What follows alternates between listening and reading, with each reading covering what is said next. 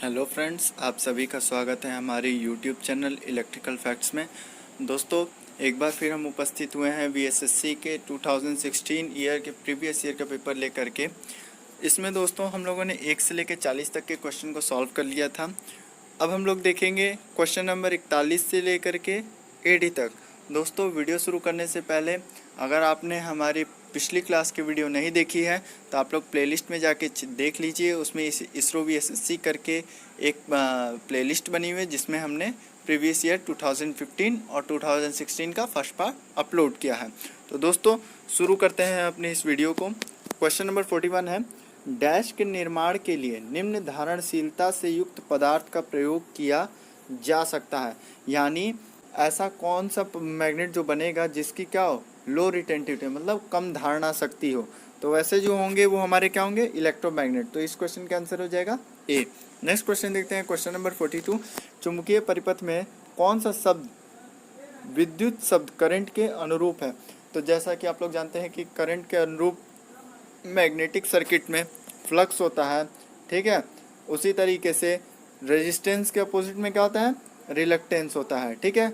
Conductance के opposite में परमिएमेंस, मतलब एनालॉगस, ये पूछा है, अपोजिट नहीं, एनालॉगस पूछा है कि मतलब मैं जो हमारी करंट इलेक्ट्रिसिटी में चलती है वो सेम है हमारी क्या, मैग्नेटिक इलेक्ट्रिसिटी में।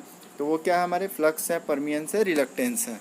नेक्स्ट क्वेश्चन है क्वेश्चन नंबर 43, जब धारा पेपर के समतल के अंदर की ओर होती है तब चुंबकीय रेखा बल की दिशा डैश होती है। जैसा कि आप लोग जानते हैं कि राइट हैंड थंब रूल से कि हमारी जो उंगलियां होती है वो magnetic field line of force को दर्शाती हैं, उनकी दिशा बताती हैं कि वो क्लॉकवाइज है कि एंटी क्लॉकवाइज। और जो अंगूठा होता है वो क्या बताता है, धारा की दिशा। तो इसमें क्या हो रहा है, पेपर के अंदर क्या हो रही है, धारा जा रही है। राइट हैंड से अगर धारा, अंगूठे को धारा की दिशा में रखें तो हमारी जो उंगलियां होंगी वो क्लॉकवाइज डायरेक्शन में हमारा मैग्नेटिक फील्ड को दर्शाएंगी। तो इसलिए इस क्वेश्चन का आंसर हो जाएगा ए। नेक्स्ट क्वेश्चन है क्वेश्चन नंबर 44, परस्पर समांतर स्थित दो धारावाही चालक परस्पर एक दूसरे को पर एक आकर्षण बल लगाते हैं तो धाराएं कैसी हैं। तो यहाँ देखिए, यहाँ पे दिया है force of attraction on each other, मतलब दो ये करंट कैरिंग कंडक्टर है, ठीक है। ये दो करंट कैरिंग कंडक्टर है। अब इन दोनों में क्या हो रहा है, अट्रैक्शन लग रहा है, यानी इसका फोर्स इधर, इसका फोर्स इधर, इन दोनों का फोर्स क्या हो रहा है, अट्रैक्शन टाइप का है। तो इन दोनों में जो धाराएं होंगी वो क्या होंगी, सेम दिशा में होंगी। क्या होंगी, सेम दिशा में। तो अगर होगा, इस क्वेश्चन का आंसर हो जाएगा डी। अगर यही एक सीधी जा रही है और एक विपरीत आ रही है तो यहाँ पे क्या होगा, फोर्स ऑफ अट्रैक्शन हट के फोर्स ऑफ रिपल्सन लगने लगेगा। नेक्स्ट क्वेश्चन देखते हैं, क्वेश्चन नंबर 45 है, तांबे के एक परमाणु में कितने इलेक्ट्रॉन होते हैं। तो आप लोग जानते हैं कि कॉपर का कितना होता है, एटॉमिक नंबर 21, और यही क्या करता है, हमारे टोटल नंबर ऑफ इलेक्ट्रॉन के बराबर होता है। नेक्स्ट क्वेश्चन है क्वेश्चन नंबर 46, 250 वोल्ट 100 वाट के लैंप का प्रतिरोध कितना होगा। तो आप लोग जानते हैं power is equal to V square by R, power is equal to V square by R, और वी हमको दिया हुआ है 250 इंटू 250, ठीक है, डिवाइडेड बाई 100। इसको करेंगे तो हमारा कितना आंसर आ जाएगा, 625। तो इस तरह से आप लोग याद कर लीजिए कि 100 वाट का लैंप अगर 250 वोल्ट पे चल रहा है तो उसकी कितनी होगी, 625 ओम होगी। नेक्स्ट क्वेश्चन है क्वेश्चन नंबर 47 कि एक पदार्थ का विशिष्ट प्रतिरोध डैश पर निर्भर करता है। तो जो पदार्थ का विशिष्ट प्रतिरोध होता है वो पदार्थ की प्रकृति पर निर्भर करता है। किस पर निर्भर करता है, पदार्थ की प्रकृति पर, मतलब वो पदार्थ किस चीज़ का बना है।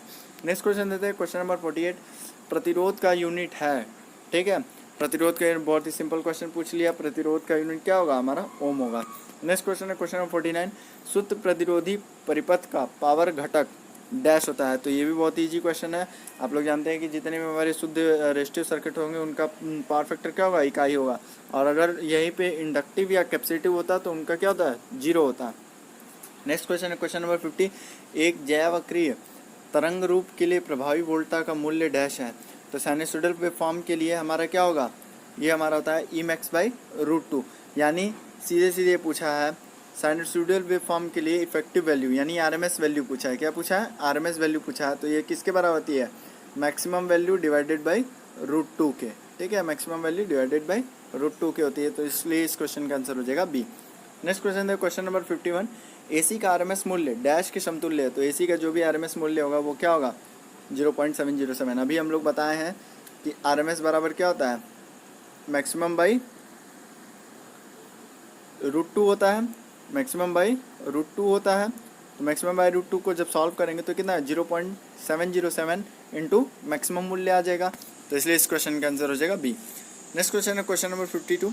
एक circuit has a impedance of 22 ohms and drawing a current 10 amperes at 0.8 power factor lagging, which one of the following will be the apparent power. मतलब ये हमको यहाँ पे 22 ओम का एक इम्पिडेंस दिया हुआ है, ठीक है, 22 ओम का इम्पिडेंस है और वो कितनी करंट ले रहा है 10 एम्पियर, कितने पावर फैक्टर पे 0.8 पावर फैक्टर पे। तो अगर हम इसको, अब हमसे पूछा क्या है अपरेंट पावर, ठीक है, तो आप लोग जानते हैं kilowatt is equal to KVA into cos phi. क्या होता है KVA इंटू कॉस फाई, ठीक है, यही पूछा है हमसे KVA पूछा है। आप लोग सीधे सीधे क्या करिए V इंटू आई निकाल लीजिए, ठीक है, V इंटू आई। तो यहाँ पे देखिए सीधे सीधे V हमको दिया नहीं है तो यहाँ पे देखेंगे V is equal to IR होता है एम्पियर, और इसको 22 से मल्टीप्लाई करें तो कितना है 220, कितना आ गया 220 वोल्ट्स। यह आ गया हमारा वोल्ट्स में आया, ठीक है, ठीक है। तो V हमारा दिया हुआ है 22 इंटू 10, इसको जब सॉल्व करेंगे तो कितना आ जाएगा 2200 आ जाएगा, 2200। और इसको अगर किलो वोल्ट में, ये तो VA में था, अब किलो वोल्ट में चेंज करें तो कितना आ जाएगा 2200 डिवाइडेड बाई 1000, तो कितना हो जाएगा 2.2 KVA। इसलिए इस क्वेश्चन का आंसर हो जाएगा ए। नेक्स्ट क्वेश्चन है क्वेश्चन नंबर 53।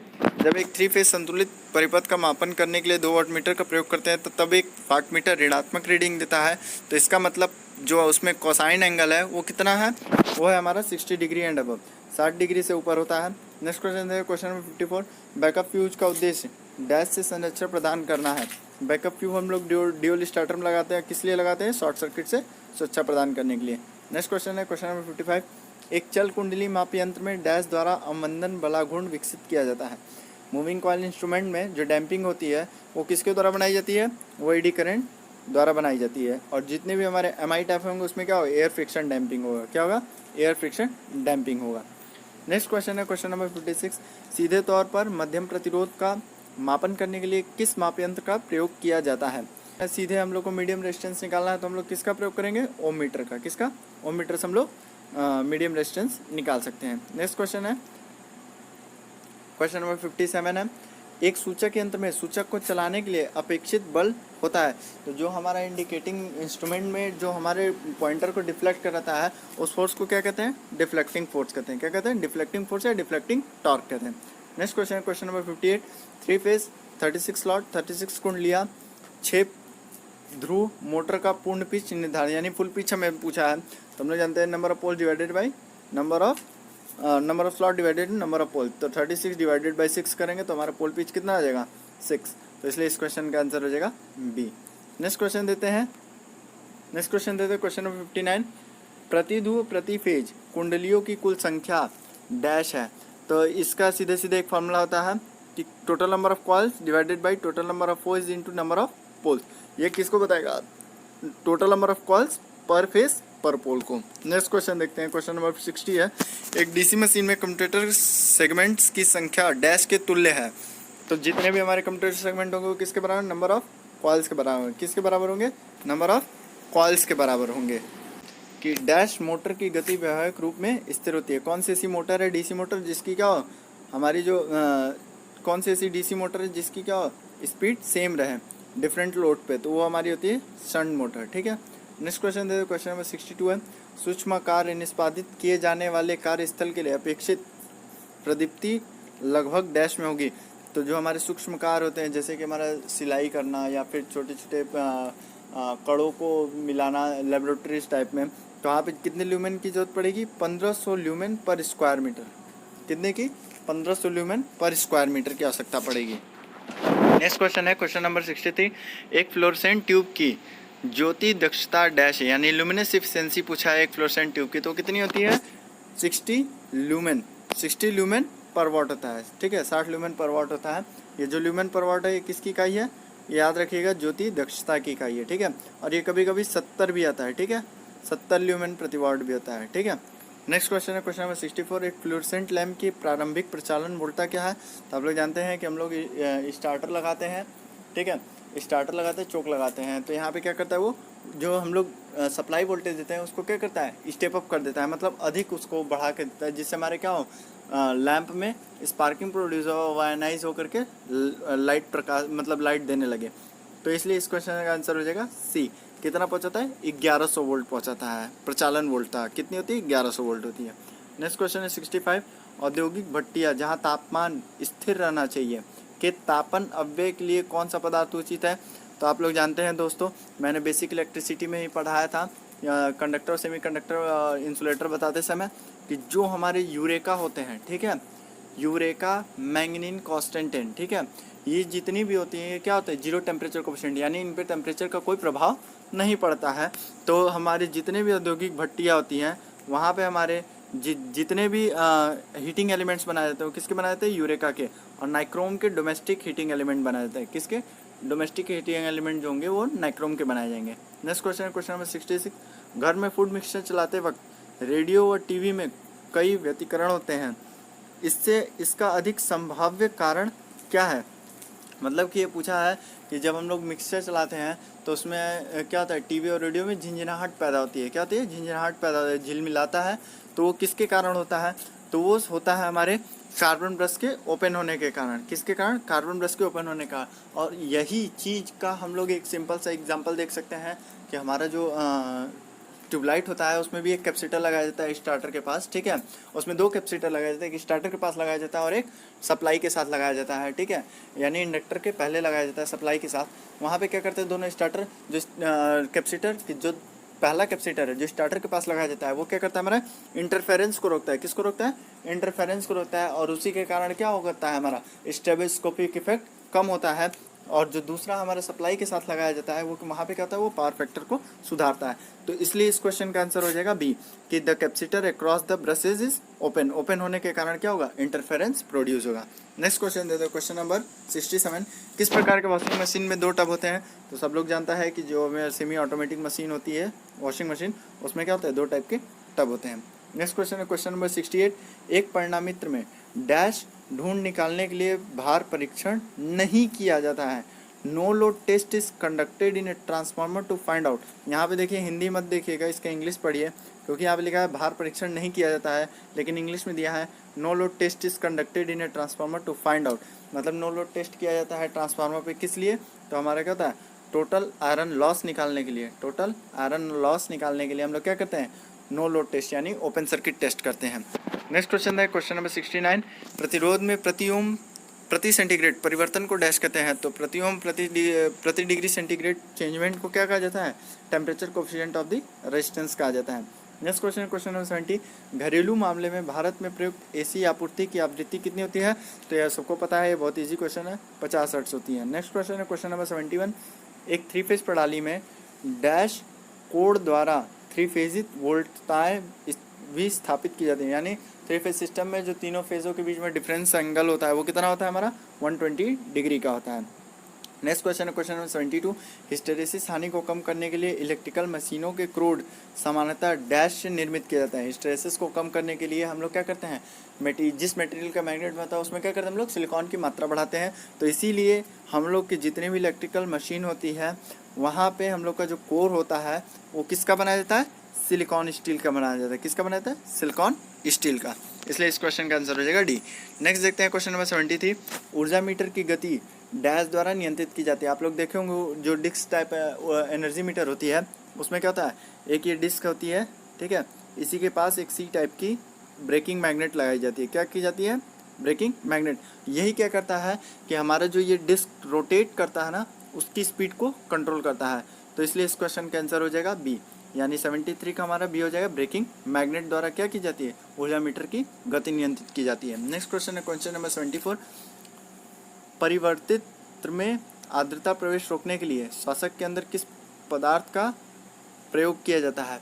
यानी ट्रांसफार्मर में मॉइस्चर को रोकने के लिए हम लोग किसका उपयोग करते हैं, सिलिका जेल का प्रयोग करते हैं। जो पदार्थ ब्रीदर का प्रयोग वैसे करते हैं और उस ब्रीदर के अंदर क्या भरा होता है, सिलिका जेल भरा होता है।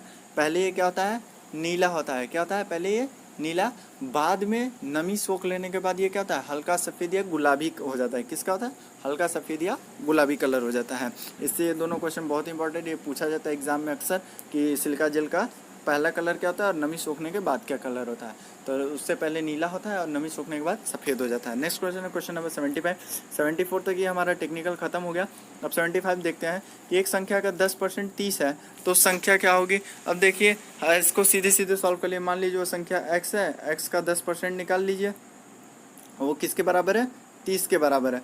तो ये इससे कट जाएगा तो x बराबर क्या हो जाएगा, इसको इधर मल्टीप्लाई कर देंगे तो कितना आ जाएगा, 300 आ जाएगा। कितना आ जाएगा, 300। तो इसलिए इस क्वेश्चन का आंसर हो जाएगा बी। नेक्स्ट क्वेश्चन देते हैं क्वेश्चन नंबर 76 है। एक सीढ़ी को दीवार की ओर ऐसे झुकाकर रखा गया है जिससे इसका अग्रभाग दीवार के ऊपरी भाग से स्पर्श करता है। सीढ़ी की लंबाई 13 मीटर है, दीवार की ऊंचाई 12 मीटर है। दीवार के तल तथा सीढ़ी के पाद के बीच की दूरी कितनी है। यानी ये कुछ इस प्रकार का ये एक लंबवत दीवार है, यहाँ पे क्या की गई है, एक सीढ़ी रखी गई है। क्या की गई है, सीढ़ी रखी गई है। ठीक है, ये सीढ़ी रखी गई है और यहाँ पे क्या दिया हुआ है कि इसकी जो सीढ़ी की लंबाई है, यानी यहाँ से लेके यहाँ तक क्या है, 13 मीटर है। ठीक है, और दीवार की ऊंचाई कितनी है, 12 मीटर है। तो पाइथागोरस थ्योरम यहाँ पे लगाएंगे तो यहाँ पे कितना हो जाएगा। पाइथागोरस थ्योरम आप लोग जानते ही हैं कि अंडर रूट हाइपोटेनस कितना होता है, हाइपोटेनस यानी 13 is equal to under root लंब यानी 12 का स्क्वायर, ठीक है, प्लस बेस का यानी x का स्क्वायर। यही करेंगे और हमको यही बेस निकालना है यानी x स्क्वायर x निकालना है।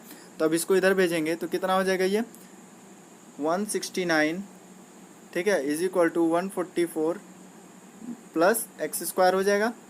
अब इधर इसको भेजा गया तो 169 में से 144 जाएगा तो कितना बचेगा, 5 and 2, ठीक है, ये बचेगा 25 is equal to X square हो जाएगा।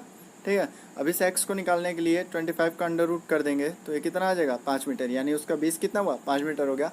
इसलिए इस क्वेश्चन का आंसर हो जाएगा सी। नेक्स्ट क्वेश्चन है क्वेश्चन नंबर 77 है। 3 सही 1/2 प्लस 2 सही 3/4 प्लस 1 सही 1/4 प्लस 5 सही 1/2, ये किसके बराबर होता है, तो ये हमारा बराबर होता है 13 के। इसको सॉल्व करके उत्तर का मिलान अवश्य करिएगा। नेक्स्ट क्वेश्चन है क्वेश्चन नंबर 17 कि एक दुकानदार ने एक टीवी सेट पर उसके क्रय मूल्य के 10% अधिक अंकित किया और उसको 10% छूट पर बेच दिया। इस विक्रय में लाभ या नष्ट कितना है, यानी हानि कितनी है। सीधे सीधे ये देखिए, मान लीजिए एक टीवी की सेट जो थी वो 100 रुपये की थी। ठीक है, अभी उस पर क्या किया, 10 रुपये बढ़ा के अंकित किया, यानी ये हमारे सेलिंग प्राइस होगी। ठीक है, सॉरी कॉस्ट प्राइस होगी। क्या है हमारी, ये कॉस्ट प्राइस है। ठीक है, अभी इसमें क्या किया, एमआरपी कितनी कर दी, ठीक है, एमआरपी कितनी कर दी, 10% बढ़ा दी, यानी 110 रुपये कर दिया। ठीक, 110 रुपये किया और 110 के 10% छूट पे क्या किया, वो बेच दिया। यानी ये लिखा हुआ ना कि अधिक अंकित किया और उसको 10% छूट पर बेच दिया, यानी 110 का 10% निकालेंगे तो कितना हो जाएगा, 110 का 10% निकालिए तो ये आपका हो जाएगा लगभग 11 रुपये। ठीक है, 11 रुपये, तो 110 में से जब 11 माइनस करेंगे तो कितना आ जाएगा, 199 आ जाएगा, सॉरी 99 आ जाएगा, 99 हो गया। यानी यहाँ पे सीधे सीधे देखिए 100 रुपये की टीवी थी, यानी सेलिंग प्राइस इसकी कितनी थी, 100 रुपये, खरीदा था, बेच कितने में रहा है, सेलिंग प्राइस में, कॉस्ट प्राइस इसकी थी 100 रुपये, सेलिंग प्राइस कितनी हुई 99 रुपीज़। ठीक है, 99 रुपये। अब देखिए हमको प्रॉफिट लॉस का फॉर्मूला पता होना चाहिए कि प्रॉफिट इज इक्वल टू क्या होता है, या लॉस इज इक्वल टू क्या होता है, SP minus CP upon CP into 100, यही होता है, यही होता है परसेंटेज प्रॉफिट या लॉस का। तो यहाँ पे देखिए अब हम SP की जगह SP रखेंगे, यानी 99, ठीक है, माइनस 100 डिवाइडेड बाई 100 इंटू 100, यही होगा, ये परसेंटेज प्रॉफिट और लॉस का फॉर्मूला होता है, P और L का फॉर्मूला। ठीक है, जब इसको सॉल्व करेंगे तो कितना आ जाएगा, प्रॉफिट लॉस कितना आ जाएगा, परसेंटेज इज इक्वल टू -1, क्या आ रहा है, -1% आ रहा है। तो यानी माइनस जो है वो क्या शो कर रहा है, हमारी 1% की उसको हानि हुई है, यानी 10 रुपये अधिक अंकित करने पे और 10 रुपये फिर बाद में क्या कर रहा है, छूट देने पे उसको हानि कितने की हो रही है, 1% की हानि हो रही है। नेक्स्ट क्वेश्चन है क्वेश्चन नंबर 79 कि -1 के पावर 4 प्लस -1 के पावर 3 का मूल्य कितना होगा। तो जैसा कि आप लोग जानते हैं कि किसी भी नंबर के अगर वो माइनस में चाहे प्लस में हो, अगर उसके पावर में 4 है यानी इवन नंबर है, ठीक है, इवन नंबर है, तो हमेशा क्या होगा, जो रिजल्ट वो पॉजिटिव आएगा, क्या होगा, पॉजिटिव आ जाएगा। तो -1 के पावर क्या है, 4 है, तो इसलिए यहाँ पे क्या हो जाएगा, 1 आ जाएगा। ठीक है, प्लस अभी देखिए -1 के पावर क्या है, 3 है, यानी ऑड नंबर है, तो ऑड नंबर होने पे जो दिया हुआ है यानी माइनस दिया हुआ है तो वो माइनस ही आएगा, यानी माइनस के 1 आ जाएगा। अब इसको जब सॉल्व करेंगे तो प्लस के 1 माइनस के 1 बराबर कितना हो गया 0, यानी इस क्वेश्चन का आंसर हो जाएगा डी। दोस्तों लास्ट क्वेश्चन है, दो लगातार विषम संख्याओं का गुणनफल 35 है, तो दोनों में से छोटी संख्या है कौन सी है। तो अभी देखिए आपको पता है कि दो लगातार, ठीक है, दो लगातार हम लोग क्या करें, विषम संख्या है, उनका गुणनफल क्या दिया 35 है। तो इसको ऑप्शन में से देखिए कि एक है 7 है, ठीक है, इसको ऑप्शन से देखिए एक 7 है और एक 5 है, इन दोनों को जब गुणा करेंगे तो क्या होगा 35 आएगा, और एक 35 और एक 1 है, ठीक है, तो इसको तो ले नहीं सकते। अब दोनों में से छोटी संख्या क्या हुई 7 और 5 को, 7 और 5 में 5 जो है वो सबसे छोटी संख्या है, तो इसलिए इस क्वेश्चन का आंसर हो जाएगा डी। तो दोस्तों आपको अगर हमारा वीडियो अच्छा लगे, समझाने का तरीका अगर अच्छा लगे तो हमारे वीडियो को लाइक करिएगा, शेयर करिएगा, सब्सक्राइब करिए हमारे चैनल को, न्यू नोटिफिकेशन के लिए बेल आइकन जरूर प्रेस करें। इसी तरह से हम लोग इसरो के और different types of previous year paper लेकर आपके सामने हमेशा उपस्थित होते रहेंगे। तो दोस्तों अभी के लिए इतना ही, थैंक यू।